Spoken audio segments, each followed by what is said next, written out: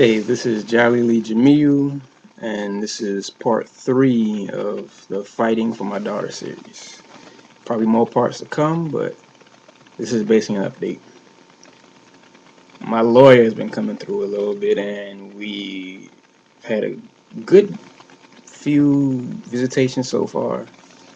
Like, I just came from seeing her yesterday. It's still a problem. It's still an issue dealing with her mother and the whole situation where you have a child that's obviously happy about seeing her father, but then you have a mother who just doesn't want it to work that way. For whatever reason, she has this little issue that she, her thing is she's saying my child doesn't know me. And my daughter is proving her wrong every time she is around me. The situation that I feel that's going on is that my child is just confused about what to call me. Since for years, her mother's boyfriend has been around my daughter, and my daughter's mother has been telling her to call him daddy. I guess so that she wouldn't feel left out, since his daughter is there and they had a son together and they both called him daddy. So, oh, well, so you won't feel like you're not here. You won't feel jealous or left out or whatever their little excuse is. Call him daddy too. And that is a big issue for me, but it's not the biggest, because my daughter's not dumb. My daughter is, I don't want to, have this turn to a video of me, bragging about my little girl. My little girl's smart. The whole point of me going this weekend was not only just to see her, but to go to her pre-K graduation, which is something that I think if I never got a lawyer, never got all this stuff rolling, we wouldn't have right now. I wouldn't have been to. I would have been left in the dark, not knowing that my child was even in school, let alone in pre-K, getting ready to graduate on the kindergarten, maybe even the first grade, as smart as she is. And part of that is because of me sending her books and so on and so forth, making sure she has some type of education, because her mother's clearly not doing much other than getting her dressed up and treating her like a baby doll, put it like that. She's probably doing more, but from what I see and from what I gather from what my daughter is into and what she does, that's not the case. The graduation was nice. You know, any father who hasn't seen their child around, any father, period, you go to your child's graduation on any grade level, you're going to be proud. You're going to have, a frog in your throat, so to speak. She was one of the first ones to go off stage because our last name begins with a B. And when she goes out there, you know, she's one of the first ones. She was the very first, anyway. And I think they ask all the little kids the same question: what do you want to be when you grow up? Pre-K, you really don't expect much. You expect the child to say something minor. A lot of the little children were saying they want to be teachers, like their teacher in their class, or a couple of little boys said they want to be Iron Man, Superman, Batman. They want to be a superhero or something.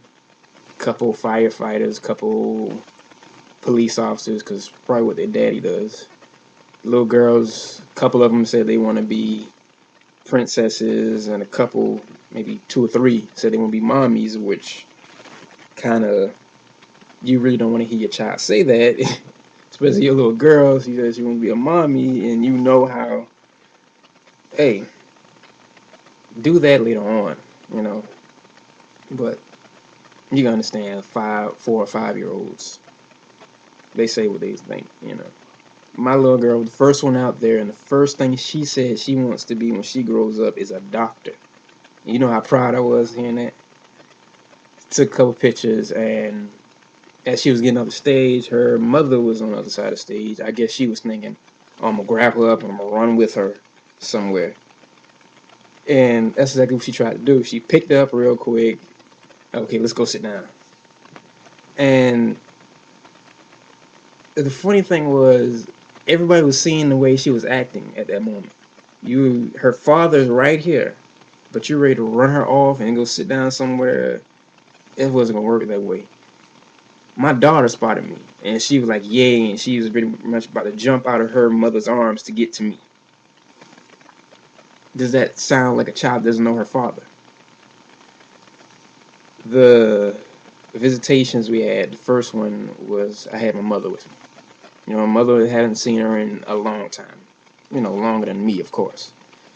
So she was there, and that wasn't a child that didn't know her family. She was happy. She looks exactly like my mother. So a lot of this mess is stupid. It's just pointless. The whole thing is just pointless that you are here fighting your child from seeing their father. So all the women out there who were watching this and had the same situation going on, stop fighting it. I can understand if the guy was no good. He beat up on, not even that. I have a friend who, the father of her daughter beat her up for years, and she still lets this man see her, see his daughter. Yeah, I have a cousin, her and her daughter's father had a good relationship, but the guy was in jail for 8 years. The child was born, he was in jail. But every day, not every day, but every so often, she was at the jail with her daughter to see her father all the time. So it wasn't an issue of her never knowing her father. She knew her father until the father got out of jail, and her father from day one was able to take her and spend time with her. This fool, and a lot of other women are subjecting their daughter's father to this nonsense of, oh, she doesn't know you, so I'm gonna keep.